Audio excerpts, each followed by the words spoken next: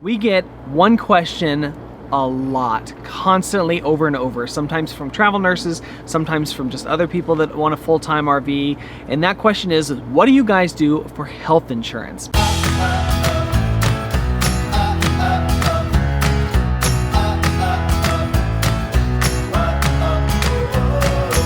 Hey everyone, welcome back to No Ordinary Path. Thank you for joining us today. We are a travel nurse family that goes around the United States and kind of shares our experiences and some tips and tricks along the way. This is my beautiful wife, Kristen. I am John. And this today is a Real Talk Tuesday, where we kind of chat about all things travel nursing, RV living, the how-tos and the basic stuff of our life. Our weekend episodes are usually more geared towards our adventures and what we're doing as a family, although we're just coming off of our 1-year wrap-up series. If you're new to our channel, welcome. We're so glad you're here. Subscribe and then comment and let us know that you're a new subscriber so we can welcome you. And if you want to learn more about us, check us out up here. No, here. Here? It's always over the left shoulder. If you want to learn more about us and our family and all our crazy adventures, check this video out up here. We get asked a lot about what we do for health insurance, living on the road and traveling.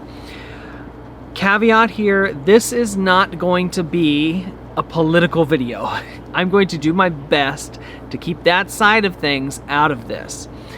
We know for a fact that it is not a law any longer to have health insurance. You do not. As of January this year. As of January this year, you do not have to have it. Nevertheless, we do have something. We do not have health insurance in the traditional form. We have something called a health share. And I know people have asked me that question and what is that, and want me to elaborate and explain on it. And that's what this video is about.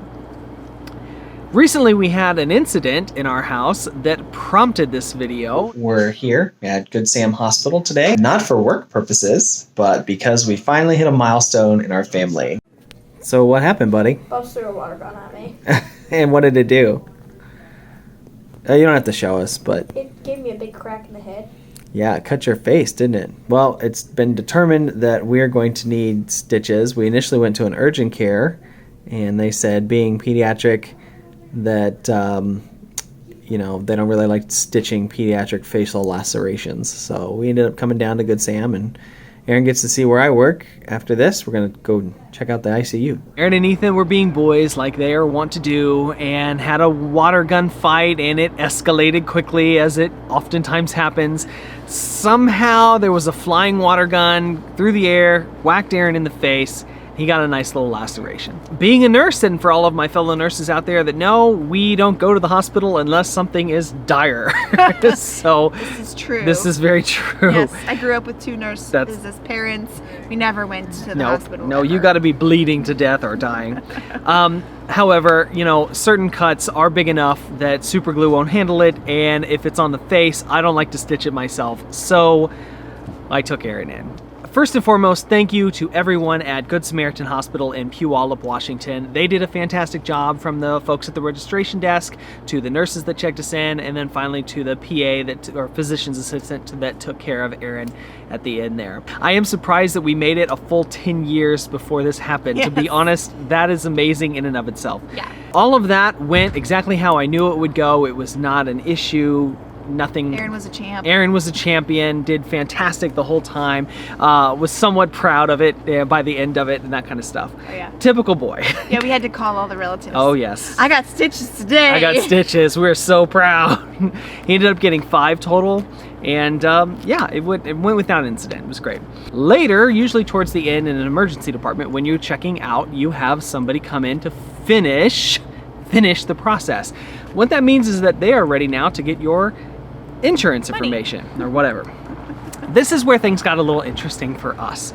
So because we have a non-traditional health plan, what happens is they said, well, where's your insurance card? And I said, well, actually, I don't have a health insurance card. I have something called a health share plan. And they're like, okay, you know, we're like self-pay billing. And what that means in the medical community is that you don't have health insurance. There was this immediate and total stigma in the room. There was this white elephant as soon as I said this. And she came in when the nurse was there, the physician's assistant was still there, and of course Aaron and I were there. And it got real quiet, and it got real kind of a little uncomfortable. And it's just, as being a nurse and being on both sides of this issue, and I also used to work in the registration/insurance part of healthcare too, so I really know all the ins and outs of this. In the emergency department, yeah, of all places. And she said, well, you don't have any insurance or anything? And so I said, well, just put us in as self-pay. And she's like, well, those are like last ditch, what they call disaster plans, and we really try to do this. And she's like, maybe we guys could set you up for like a Washington Medicaid or financial assistance through Washington for your child. And it got real, like, not that there's anything wrong with those, but you guys can probably get what I'm saying. It got kind of uncomfortable because there was this feeling of, you mean you can't afford this? You can't take care of your child. You can't, yeah. Let me help you take care of your child. I don't know if I'd go that far, but it was close. If it had been her, she probably would have felt that way. I was comfortable enough because I knew how this was all going to work out in the long run, but it was definitely there. It was kind of interesting to be on the receiving end of it and not the part that's usually the provider or that kind of stuff. Nothing happened. I signed a form and said that yes, we would take care of this bill. And then we were ushered out and moved along our way. Take about 2.5 weeks later and we get the bill in the mail. And we thought, since we're all about #real life here, we're gonna throw the real numbers at you guys. So Aaron got 5 stitches in the emergency department by a physician's assistant. Yes, the ER doctor did come in and see him briefly. Hey, how you doing, buddy? Looks like it's okay. Yeah, a couple stitches, you'll be fine, fixed up out of here. Take care. Never even touched my child. Again, I'm very happy with the care that they all received. None of this bothered me. So we get the bill. What was the bill total? $2,079 bill for Aaron stitches. That we are responsible for. Yeah. This is the part where you hear everyone talk about how our healthcare system is broken. Guys, we should pay our healthcare providers. I am one of these people. I get that. I guarantee you the 2 people that touched my son would have been actually there were 4 people because the nurse's aide took his vitals. They're not getting any of that kind of money. It's just interesting, for 5 pieces of string, some numbing medicine, there was needles and other little things involved, the medical parts and those kind of stuff. It's a pretty expensive bill. All right, so how do we pay for this? How does this work out for us? Okay, I'm going to try to briefly talk about what the Christian Healthcare Ministries is, because the health share plan is, because it's confusing. I'm not going to lie. I'm still get confused about it. It is not insurance, so it's hard to wrap your head around the fact that you're not paying a deductible. It's different than that.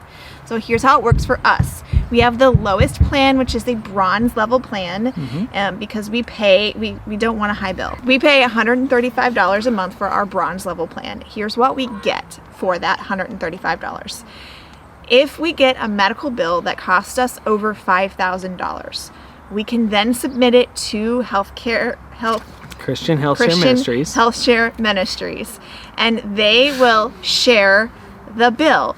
We are responsible for the first $5,000 of the bill. Now, if we can negotiate with the hospital as a self-pay person, and they knock off any money off of that bill, that counts toward the $5,000 that we are responsible for. Correct. So if we have like a $20,000 bill, the hospital knocks off up to 40% of that, because actually they can do that. They do that for most insurance companies. Yes. And they knock off more than $5,000 of our $20,000 incident. We don't owe anything out of pocket. Correct. And Christian Healthcare Ministries pays for the rest. So that's how it works. It's not a deductible. It's not like regardless, no matter what, we're going to owe $5,000. That's not usually even... That's not the case, because they're gonna knock something off of the bill. So we've decided that we can financially handle an incident that was under $5,000, and so we keep our monthly expense low. And even if we had to pay the full $2,080 from Aaron's incident, which we won't have to pay that full amount. But even if we did, that plus the $135 every month that we're paying for our health share is still like $300. It's like considerably less than what we would spend for health insurance. For health insurance, yeah. Yeah. So for this incident, that means our health share program is not going to help us pay for this bill for Aaron. When you go into the emergency department or when you go into the hospital, if you have a program like this, I would not mention it yet. Nope, we have zero health insurance. We have nothing. We are just total self-pay, even knowing that I have this. Yeah, we just confused the matters. We did. They were confused by it. And the literature in here actually says just tell them that you're self-pay. Mhm. It's easier because they're going to work with you personally, not the hospital anyways. So I've talked to the billing, and the hospital's willing to work with us, which is considerably more reasonable than what the original bill was. But that's my huge tip. If you take nothing from us, if you don't have traditional health insurance, call the hospital, say you're self-pay first, bring your insurance stuff into it later, and let them work with you guys, because I promise you, what the hospitals initially bill and what they bill the health insurance companies are not the same as what they bill everyone that's self-pay. It's actually sometimes cheaper. I'm not saying always, but sometimes it is cheaper to say that you're a self-pay than it is even to have health insurance. That's so backwards in this system. I know that, but you guys, having been in the industry long enough, and I may get some people that this upsets, but the truth of the matter is I have paid some deductibles and out-of-pocket expenses and things like that for stuff that, had I known some of these other insider tips and things that I know now, wouldn't have cost me as much if I had said I never had health insurance in the first place.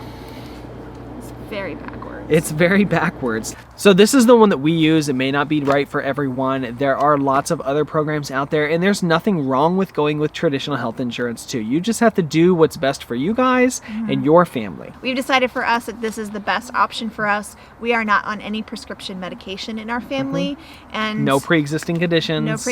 and also we're just generally healthy. We did all of our wellness checkups before we hit the road, Yep. and we don't have a need to go back right now. So Yeah. knock on wood, this is what we're using for now. Okay, if you're still with us, congratulations. You made it to the end. You made it to the end. We're talking about health insurance This was a and brutal money. slog through the muck that is our healthcare Yes. system. Yes, but we really felt this was important information for anyone that is full-time traveling, whether you're in your RV or another kind of travel lifestyle. Insurance in healthcare is an important thing to consider. Blowing up. Scam, likely. It's probably a health insurance company. That Would be awesome. really funny. Look, we know this is going to generate questions. Leave them in the comments below. If you don't feel comfortable leaving those in the comments, send us an email. I mean, there's plenty of ways to get in. I'm happy to talk more about this. And yeah, we'll try to get back to everybody that has questions about it. Huzzah. Huzzah! Huzzah! Ah. Yep, there's the first one. I told you it wasn't gonna Oh my hurt. gosh, wait, what? So that's the camera. It's a hair! Here, hold your hand out, Chloe. Ooh. Don't drop it, Chloe. There's the first one. It's only 5. There's 4 more.